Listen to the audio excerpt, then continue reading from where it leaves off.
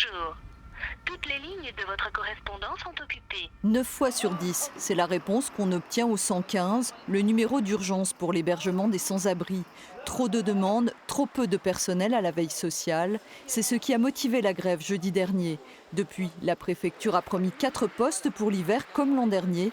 Insuffisant, estiment les salariés. C'est des renforts, c'est strictement des renforts pour 6 mois de temps et d'aucune façon ça ne rend compte que ce soit de pérenne sur les conditions de travail, sur la souffrance qui est vécue et la difficulté et la charge de travail qui est vraiment très importante parce qu'y compris ça génère un sentiment qu'on ne fait jamais bien les choses, que c'est jamais à la hauteur de ce qui est attendu.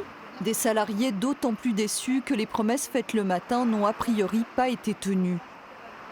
Nous nous sommes retrouvés dans la soirée avec 2 femmes victimes de violences, dont une seule a pu être prise en charge au niveau de l'État.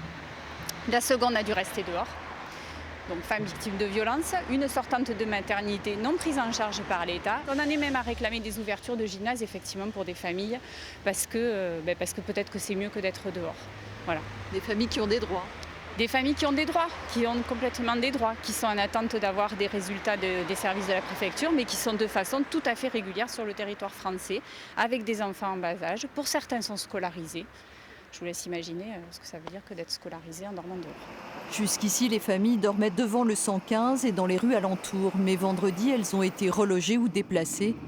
À la préfecture, on estime que des efforts considérables ont été faits ces dernières années pour créer des hébergements. Sur les places d'hébergement d'urgence généralistes, c'est plus de 100% d'augmentation depuis 5 ans.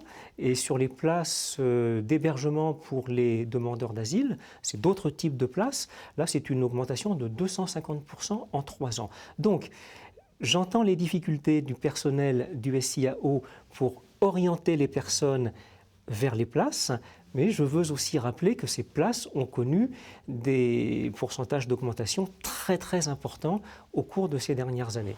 Les 4 salariés en renfort au 115 arriveront début novembre. Ils seront en poste jusqu'au mois de mars.